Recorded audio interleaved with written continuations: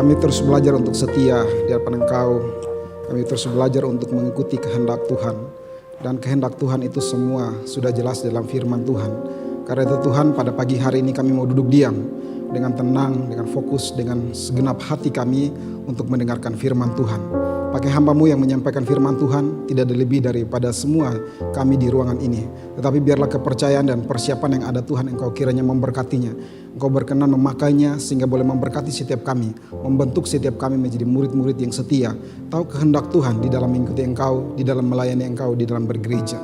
Berkati ya Tuhan pemberitaan firman-Mu dari awal, pertengahan hingga akhirnya Tuhan. Berfirmanlah kepada kami ya Tuhan, karena kami siap untuk mendengar. Di dalam nama Tuhan Yesus kami telah berdoa. Amin. Salam, selamat pagi Bapak Saudara yang terkasih dalam Tuhan. Puji nama Tuhan, pagi hari ini kita boleh kembali beribadah kepada Tuhan dan mendengarkan firman Tuhan. Firman Tuhan untuk kita pada pagi hari ini terambil daripada Matius pasal yang ke-20 ayat 1 sampai dengan ayat yang ke-16. Karena itu mari kita baca dari Matius 20 ayat 1 sampai 16. Saya akan bacakan untuk kita semua. Bapak Saudara boleh memperhatikan di Alkitab masing-masing. Adapun hal kerajaan sorga sama seperti seorang tuan rumah yang pagi-pagi benar keluar mencari pekerja-pekerja untuk kebun anggurnya.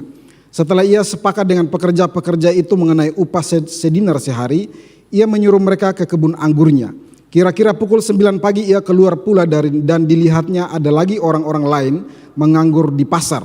Katanya kepada mereka, pergi jugalah kamu ke kebun anggurku dan apa yang pantas akan kuberikan kepadamu. Dan mereka pun pergi. Kira-kira pukul 12 dan pukul 3 petang ia keluar pula dan melakukan sama seperti tadi. Kira-kira pukul 5 petang ia keluar lagi dan mendapati orang-orang lagi lain pula. Lalu katanya kepada mereka, mengapa kamu menganggur saja di sini sepanjang hari? Kata mereka kepadanya, karena tidak ada orang mengupah kami. Katanya kepada mereka, pergi jugalah kamu ke kebun anggurku. Ketika hari malam tuan itu berkata kepada mandurnya, panggillah pekerja-pekerja itu dan bayarlah upah mereka, mulai dengan mereka yang masuk terakhir hingga mereka yang masuk terdahulu. Maka datanglah mereka yang mulai bekerja kira-kira pukul 5 dan mereka menerima masing-masing 1 dinar. Kemudian datang mereka yang masuk terdahulu, sangkanya akan mendapat lebih banyak, tetapi mereka pun menerima masing-masing 1 dinar juga. Ketika mereka menerimanya, mereka bersungut-sungut kepada tuan itu, katanya, mereka yang masuk terakhir ini hanya bekerja 1 jam dan engkau menyamakan mereka dengan kami, yang sehari suntuk bekerja berat dan menanggung panas terik matahari. Tetapi tuan itu menjawab seorang dari mereka, saudara, aku tidak berlaku tidak adil terhadap engkau. Bukankah kita telah sepakat sedinar sehari? Ambillah bagianmu dan pergilah. Aku mau memberikan kepada orang yang masuk terakhir ini sama seperti kepadamu. Tidakkah aku bebas mempergunakan milikku menurut kehendak hatiku? Atau iri hatikah engkau karena aku murah hati? Demikianlah orang yang terakhir akan menjadi yang terdahulu, dan yang terdahulu akan menjadi yang terakhir. Demikian jauh pembacaan firman Tuhan. Yang berbahagialah Bapak Saudara sekalian, kita semua yang sudah membaca firman Tuhan mau melakukan itu dalam kehidupan kita hari lepas hari. Bapak Saudara yang terkasih dalam Tuhan kita Yesus Kristus, setiap tanggal 1 Mei kita kenal dengan Hari Buruh Internasional atau biasa disebut dengan May Day, Bapak Saudara. Di negara kita biasanya ditandai dengan aksi demo atau penyampaian aspirasi dari para buruh kepada para aparat pemerintah. Saya ingat minggu kemarin LW kita terus mengomongkan hal ini Bapak Saudara dan membawa itu di dalam pokok doa. Dan memang benar bahwa aksi buruh itu selalu ditandai dengan demo atau penyampaian aspirasi kepada pemerintah. Aspirasi apa yang biasanya menjadi tuntutan daripada para buruh Bapak Saudara? Kalau Bapak Saudara memperhatikan setiap berita-berita yang ada. Tanggal 1 Mei kemarin ada sekitar 6 sampai 7 tuntutan yang mereka sampaikan, ya, yang mereka suarakan, ya, di tempat mereka berdemo. Saya tidak akan menyampaikan apa isi tuntutan tersebut Bapak Saudara, ya, karena tujuan saya bukan demikian. Tetapi bila saya simpulkan dari semua tuntutan yang ada Bapak Saudara, maka kurang lebih seperti ini. Kesejahteraan yang adil dan merata bagi seluruh para buruh dan juga masyarakat Indonesia. Kurang lebih berbicara tentang keadilan, kesejahteraan yang merata, keseimbangan Bapak Saudara untuk para buruh dan juga seluruh masyarakat Indonesia. Nah Bapak Saudara yang terkasih, saya di sini tidak sedang membela para buruh bukan berkampanye mendukung para buruh Bapak Saudara pada pagi hari ini. Bukan untuk menyuarakan tentang keadilan dan kesejahteraan mereka, tidak Bapak Saudara.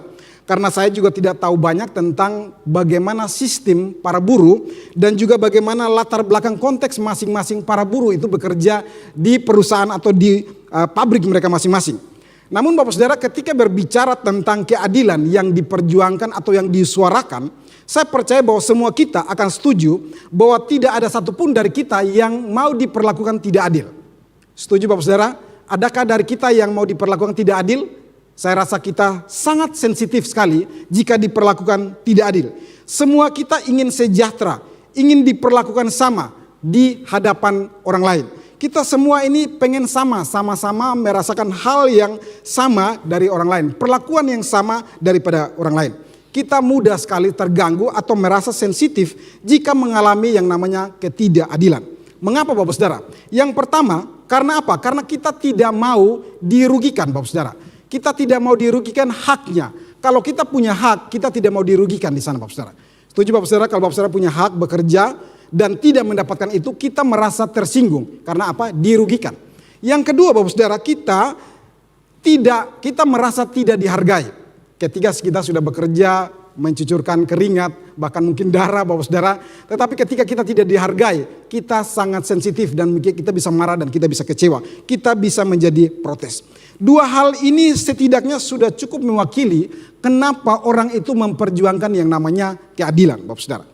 Karena itu Bapak Saudara, saya sangat setuju bahwa keadilan itu memang perlu ditegakkan. Keadilan itu memang perlu diperjuangkan, bahkan termasuk di dalam konteks gereja Bapak Saudara. Keadilan itu memang perlu ditegakkan dan disuarakan.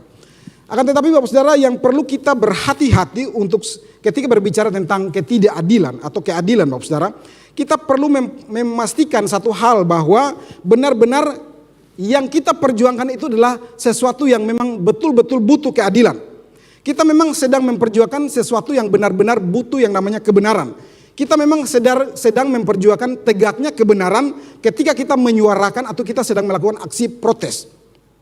Sebab apa Bapak Saudara? Sebab hari ini banyak orang itu protes menyampaikan aspirasinya dengan dalil keadilan. Tetapi sesungguhnya di belakang itu adalah alasan pribadi atau kepentingan pribadi atau kepentingan golongan-golongan tertentu. Karena itu Bapak Saudara, kita perlu hati-hati ketika kita melakukan satu protes atas nama keadilan. Benarkah itu kita memperjuangkan keadilan? Tetapi jangan-jangan di belakang itu ada kepentingan pribadi atau golongan-golongan tertentu. Kadang kita berpikir tempat di mana kita bekerja, perusahaan kita mungkin berlaku tidak adil kepada kita. Misalkan saja ada anak baru yang baru masuk, ya perusahaan kita lagi berkembang bagus-bagusnya dan butuh banyak karyawan. Dia masuk. Lalu perusahaan kita memberikan fasilitas misalnya kepada dia. Misalnya kendaraan bermotor supaya mungkin lebih gampang dan mendukung keefektifan daripada perusahaan itu. Memberikan fasilitas mungkin kendaraan bermotor atau fasilitas yang lain. Tempat untuk menginap dan sebagainya. Lalu kita sebagai orang-orang lama muda Bapak Saudara, mudah sekali merasa bahwa ini tidak adil. Padahal maksud daripada mereka itu bukan demikian Bapak Saudara ya. Kita mungkin bisa protes loh. Saya sudah puluhan tahun bekerja di perusahaan ini tapi saya tidak pernah diberikan kendaraan. Kenapa dia yang baru datang dia diberikan kendaraan?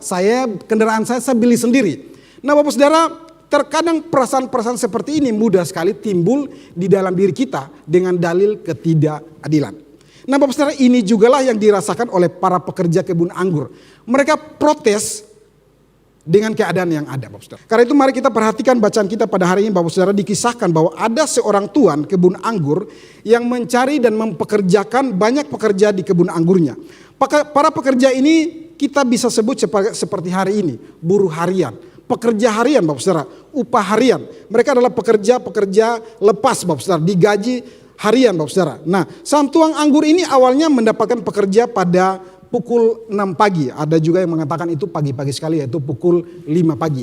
Untuk kita ketahui bahwa di daerah Palestina pada saat itu jam kerja itu dimulai pukul 6 pagi sampai pukul 6 sore.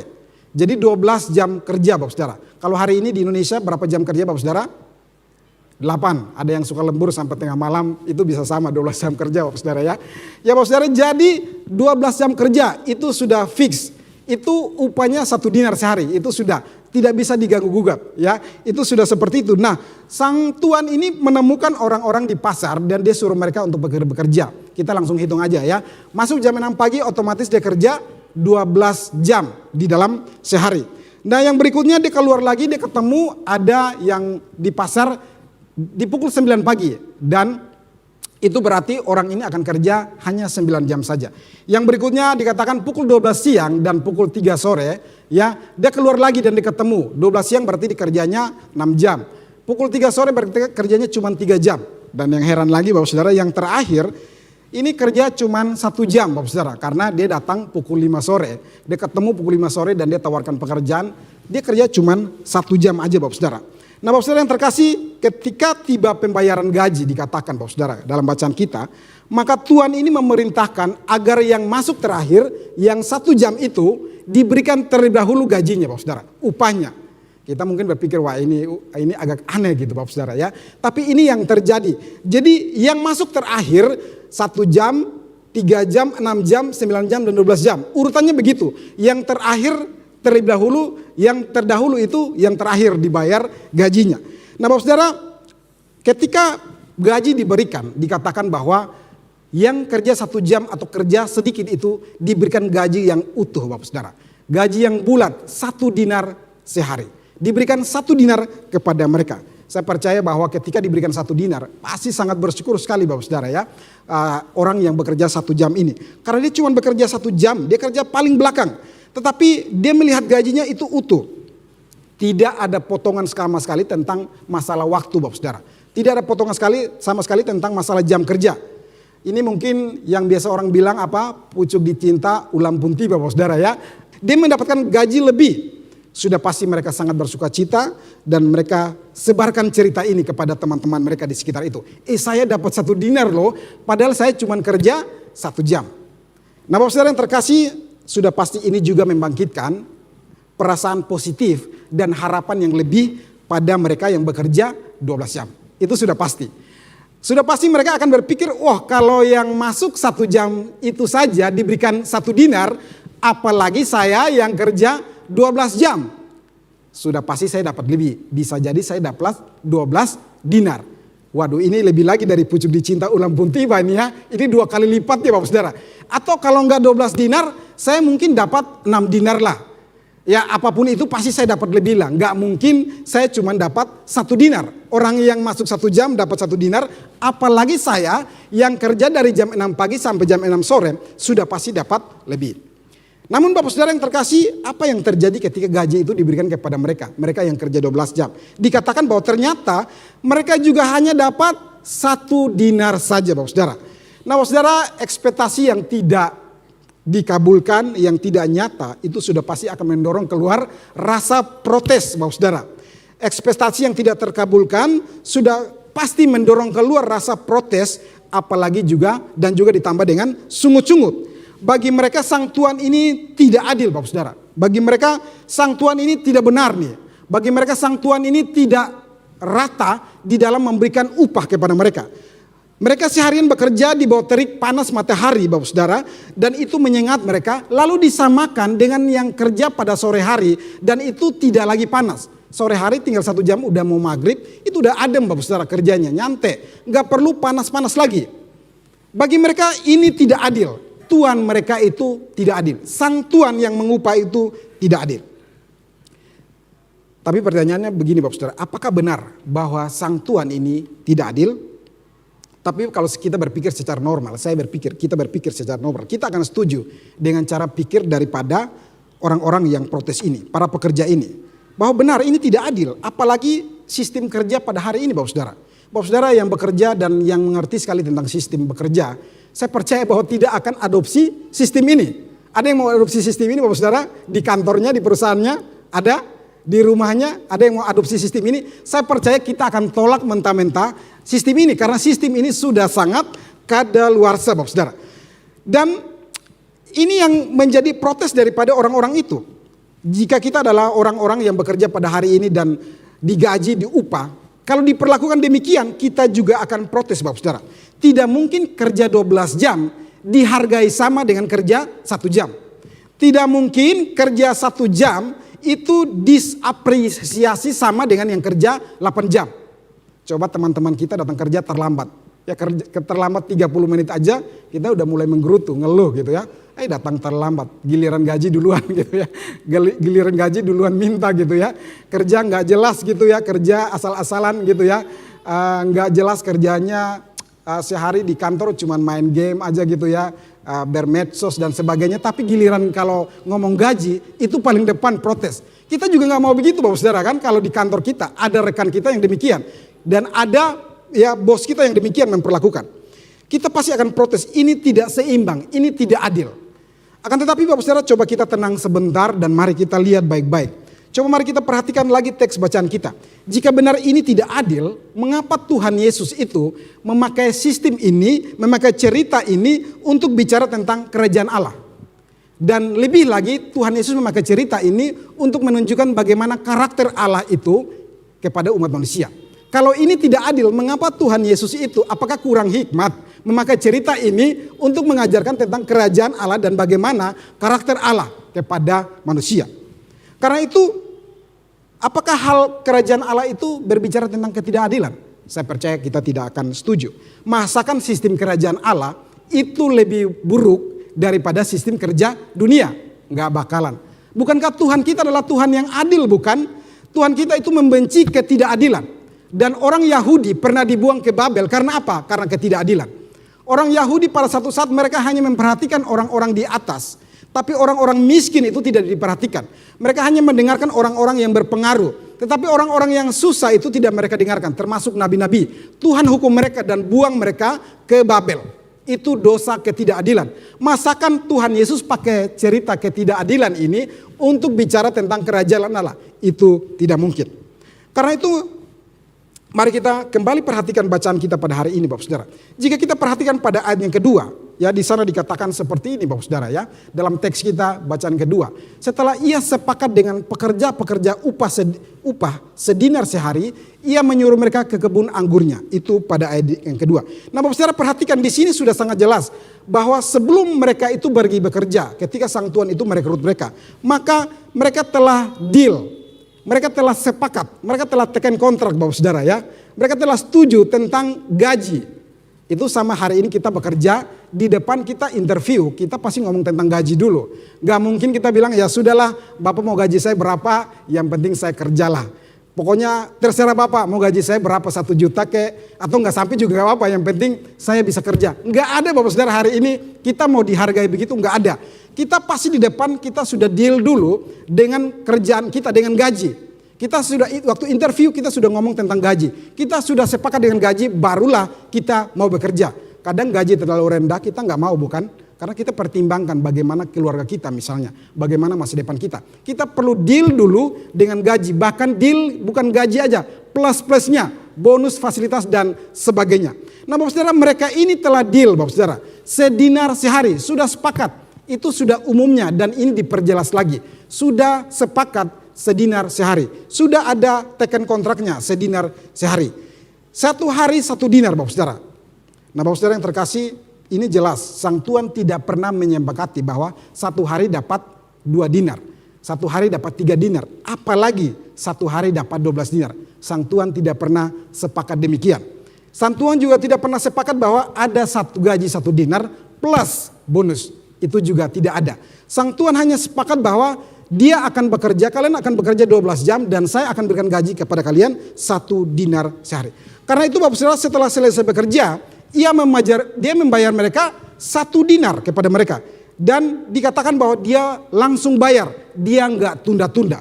Karena Bapak Saudara baca di perjanjian lama, nggak boleh tunda pembayaran gaji Bapak Saudara. Upah itu nggak boleh ditunda Bapak Saudara. Hari ini kalau kita punya posisi di perusahaan, jangan lupa Tuhan tidak mau telat-telat bayar gaji Bapak Saudara ya. Tidak boleh tunda, baca di ulangan ataupun imamat. Tuhan itu tidak suka dengan yang namanya menunda membayar upah. Upah itu harus dibayar segera saat itu juga. Makanya ketika orang selesai bekerja, malam hari pun harus segera selesai dilunaskan. Nah sang tuan ini menepati janjinya, kesepakatannya. Yang pertama apa Bapak Saudara? Bahwa dia itu telah membayar gaji mereka. Dia bayar gaji mereka. Ini sikap adilnya dia. Dia bayar gaji yang sesuai dengan apa yang disepakati. Yang kedua, dia bayar gaji tepat waktunya, tidak tunda-tunda atau melebihi waktu yang sesuai yang dijanjikan. Jadi di sini sangat jelas bahwa sang Tuhan ini adalah Tuhan yang adil, bukan Tuhan yang tidak adil seperti yang mereka protes pada saat itu. Nah, Bapak Saudara yang terkasih, di manakah unsur ketidakadilan dalam cerita Tuhan ini? Saya percaya tidak ada. Inilah mengapa Bapak Saudara di dalam ayat 13 itu sang Tuhan berkata, "Saudara, aku tidak berlaku tidak adil terhadap engkau. Bukankah kita telah sepakat 1 dinar sehari?" Jadi sang Tuhan mau bilang, ingat janji kerja kita, kontrak kerja kita sepakat cuman 1 dinar sehari. Kita tidak pernah sepakat yang lain, ingat itu. Nah, Bapak Saudara yang terkasih dalam Tuhan, ini penegakan dan menunjukkan bahwa dugaan tidak adil itu yang dituduhkan kepada sang Tuhan, rupanya tidak demikian. Ini juga mengoreksi mereka. Sang Tuhan memang benar, dia adalah Tuhan yang bukan Tuhan yang tidak adil. Dia adalah Tuhan yang berlaku adil kepada para upahan pada saat itu. Nah, Bapak Saudara yang terkasih, jika demikian, di manakah letak persoalan daripada cerita ini? Sehingga pada akhirnya para pekerja ini bersikap protes ya kepada sang Tuhan. Mari kita lihat Bapak Saudara lanjutan cerita kita. Sebenarnya Tuhan Yesus dalam cerita perumpamaan ini sengaja Bapak Saudara, dia sengaja menekankan cara pembayaran upah yang terbalik. Sengaja dia cerita ya bahwa yang dibayar duluan itu adalah yang masuk terakhir. Kan Tuhan Yesus bisa balik cerita ini, yang dibayar duluan itu yang masuk pertama. Tapi enggak, Yesus sengaja cerita yang dibayar duluan itu adalah yang masuk paling terakhir.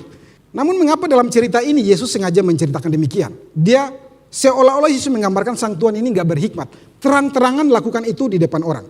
Nah, itu jawabannya ada pada ayat yang ke-15. Apa yang dikatakan ayat yang ke-15?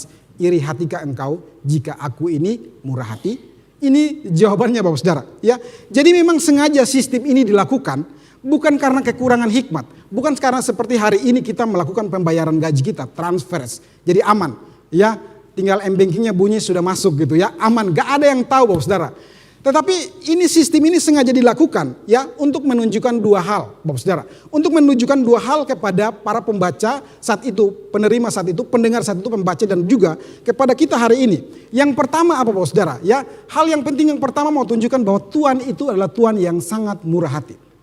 Tuhan yang diceritakan di sini adalah Tuhan yang sangat murah hati. Tuhan yang murah hati ini bukan baru terlihat saat dia berikan uang kepada mereka, gaji mereka, bukan. Tuhan yang murah hati ini sudah terlihat saat dia mulai mempekerjakan para pekerja ini. Karena para pekerja ini adalah para pekerja yang nganggur Bapak Saudara.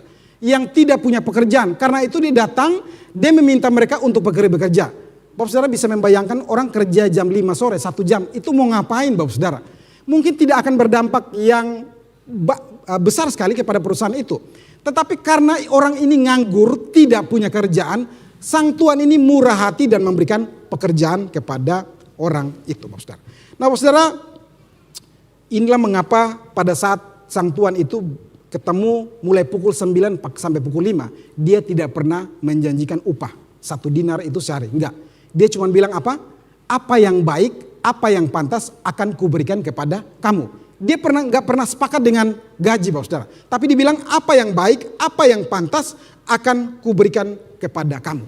Nah Bapak Saudara, sang Tuhan ini Bapak Saudara, peran daripada sang Tuhan ini, karakter daripada sang Tuhan ini menggambarkan tentang karakter Allah Bapak Saudara. Karakter Allah kita, Allah Tuhan kita yang sangat murah hati. Jika orang-orang Israel pendengar mula-mula pada saat itu dan penerima Injil pada saat itu orang-orang Kristen Yahudi, mereka itu merasa bahwa mereka adalah umat Allah. Mereka merasa bahwa mereka yang paling utama.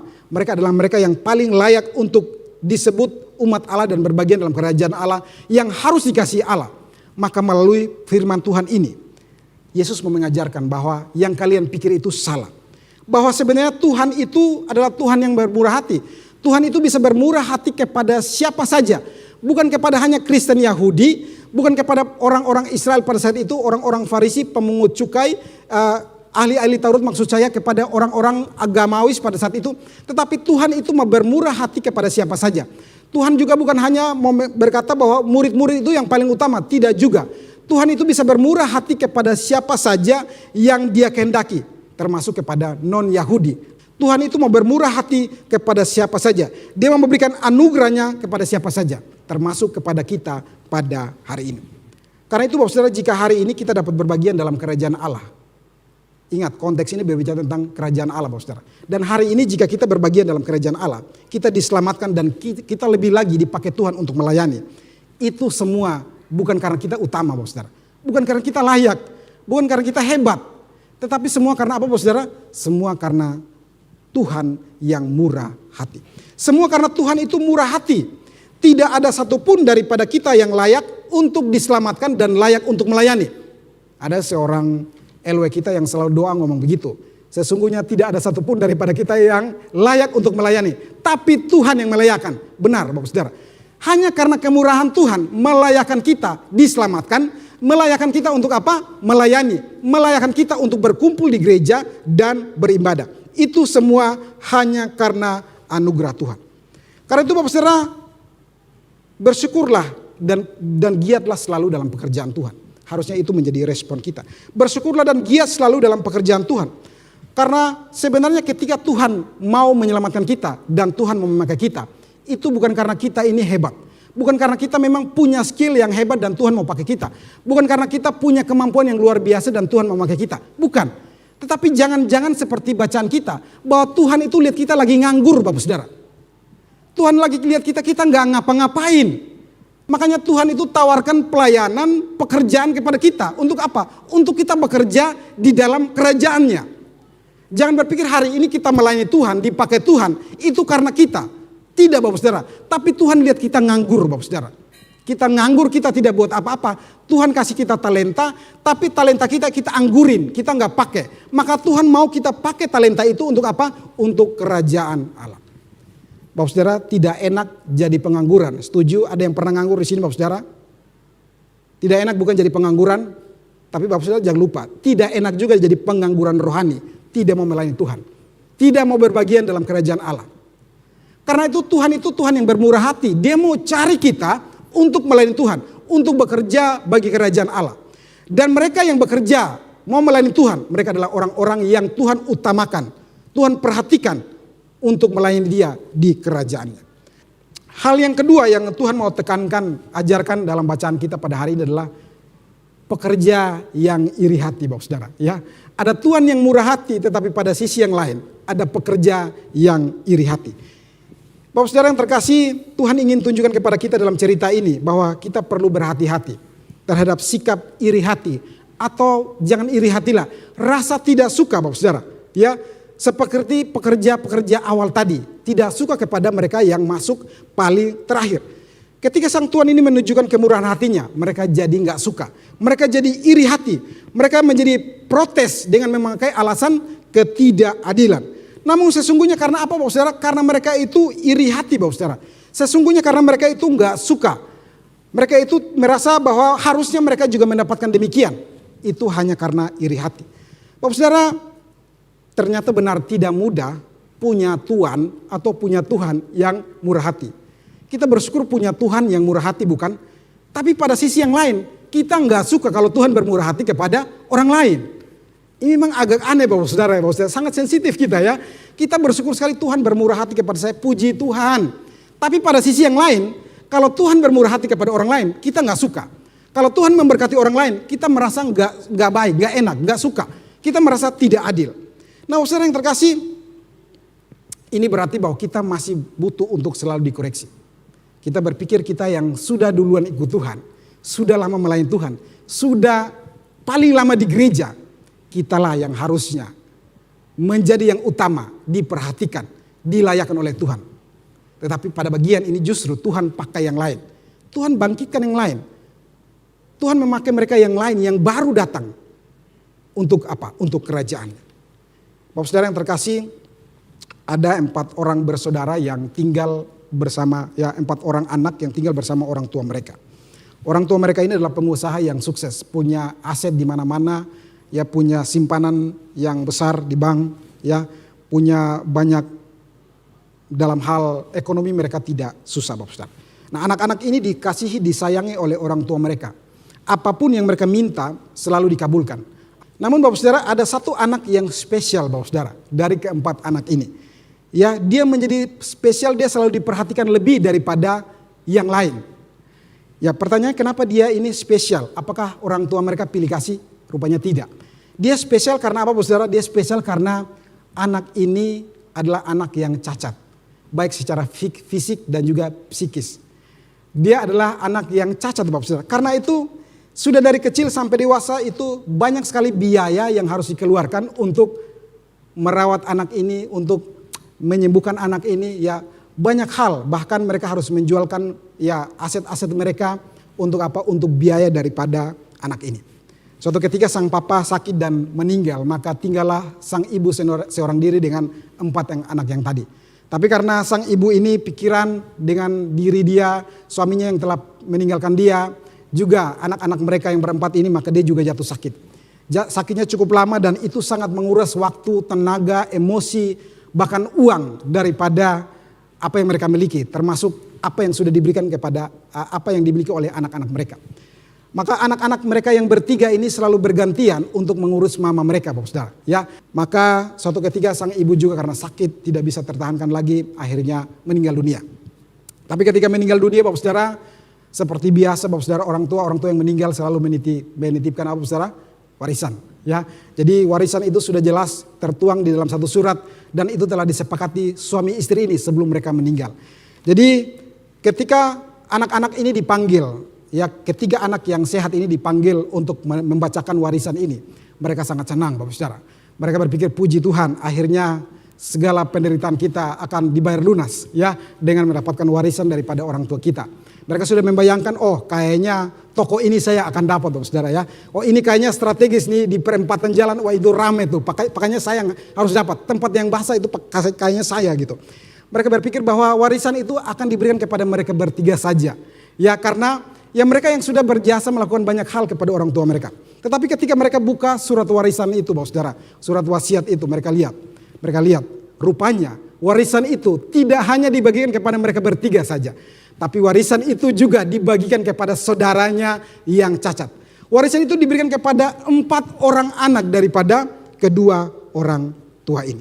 Nah Bapak Saudara, ketika mereka baca surat ini, mereka bukan senang, Bapak Saudara. Mereka sangat sedih. Sedih kenapa? Karena mereka berpikir, loh bukannya saudara kita ini sudah sangat merugikan sejak orang tua mereka masih hidup. Sudah begitu banyak waktu, tenaga, uang yang dikeluarkan untuk dia dari kecil. Bahkan aset-aset dijual untuk kesembuhan dia. Tapi dia tidak pernah sembuh dan dia hanya merugikan keluarga. Bahkan waktu mama sakit dia tidak pernah mengurus mama. Kita bertiga yang mengurus mama. Kenapa dalam surat wasiat ini, surat warisan ini nama dia juga ada di sana. Mereka protes sejadi-jadinya. Tapi entah mereka mau protes ke siapa. Mereka saling protes di antara mereka bertiga. Nah pertanyaannya gini, apakah orang tua mereka ini tidak adil? Apakah orang tua mereka ini tidak adil? Dia tidak pernah berpikir seperti mereka berpikir. Tapi pertanyaan gini, bukankah orang tua mereka itu berhak mengatur warisan itu kepada siapa dia mau berikan? Bukankah orang tua ini sadar bahwa anaknya bukan 3, tapi anaknya ada 4? Bukankah tindakan orang tua ini tidak pernah merugikan ketiga anak ini? Tidak pernah sama sekali keputusan dia. Jadi ini persoalannya apa sebenarnya? Apakah ketidakadilan? Sebenarnya tidak. Ini karena rasa tidak suka. Ya karena iri hati kepada orang tua yang memberikan kemurahan hatinya kepada anak yang cacat. Nah saudara yang terkasih itu, ini adalah sebuah peringatan cerita ini Bapak Saudara. Kepada kita yang sudah lama Kristen dan melayani Tuhan. Jangan lupa Tuhan bisa menyelamatkan dan memakai siapa saja untuk tujuan kerajaannya. Karena itu jangan pernah berpikir seharusnya saya yang dipilih. Seharusnya saya yang diangkat. Seharusnya saya yang di posisi itu. Seharusnya saya yang lebih utama dan lebih layak dipakai Tuhan. Sayalah yang berhak dan pantas untuk mendapatkan kemurahan hati daripada Allah. Bapak Saudara, semua kita dulu adalah orang-orang yang cacat secara rohani. Kita adalah orang-orang cacat secara rohani. Tidak ada satupun kita yang sehat. Tetapi di dalam kemurahan Allah melalui Yesus Kristus yang mati di kayu salib, kita pada akhirnya bangkit dari kecacatan kita. Kita menjadi sehat secara rohani. Dan itu pun karena kemurahan Allah kepada kita. Kemurahan Allah dalam Kristus Yesus kepada kita. Karena itu sudah seharusnya Bapak Saudara kalau kita melihat orang lain dipakai Tuhan. Walaupun dia baru Bapak Saudara. Kita harusnya bersyukur. Kita harusnya bersuka cita. Kita harus senang karena itu nilai-nilai kerajaan Allah. Dan itulah yang harusnya kita syukuri, kita terima dan kita merasakan kebahagiaan di sana. Karena tanpa itu Bapak Saudara maka kita akan seperti yang dikatakan. Demikian orang yang terakhir akan menjadi yang terdahulu. Tetapi mereka yang terdahulu akan menjadi yang terakhir. Siapa saja orang yang merasa paling utama, yang merasa paling berjasa, yang merasa paling layak, paling hebat, paling berpengalaman. Tuhan hari ini mau bilang ke kamu, kamu akan jadi orang yang terakhir. Kamu bukan jadi orang yang utama. Tuhan tidak mau pakai. Tuhan akan pakai orang-orang yang mau dipakai dengan rendah hati. Karena itu Bapak Saudara dalam kemurahannya, Tuhan itu bisa memakai siapa saja. Membangkitkan banyak orang baru untuk menjadi yang terutama.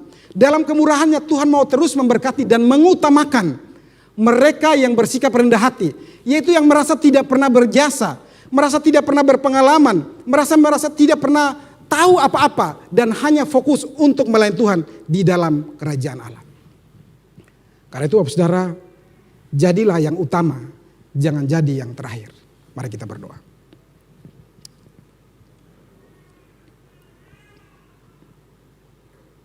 Tuhan, terima kasih untuk firman-Mu pada pagi hari ini. Kami melihat kemurahan Tuhan yang luar biasa kepada setiap kami, orang-orang yang berdosa. Kemurahan Tuhan itu sudah dimulai ketika Tuhan Yesus datang dan menyelamatkan kami. Lebih lagi kemurahan Tuhan itu nyata karena Tuhan mau memakai kami, orang-orang yang tidak layak ini untuk melayani Tuhan. Kemurahan Tuhan itu tidak hanya nyata kepada kami pribadi ya Tuhan, tetapi kepada sesama kami. Bahkan orang-orang baru yang Tuhan angkat, Tuhan pakai mereka untuk pekerjaan Tuhan. Sudah seharusnya kami menyukuri akan hal itu. Kami melihat hal itu dengan rasa syukur dan penuh kebahagiaan. Kami terus belajar untuk tidak menjadi iri hati atau tidak suka.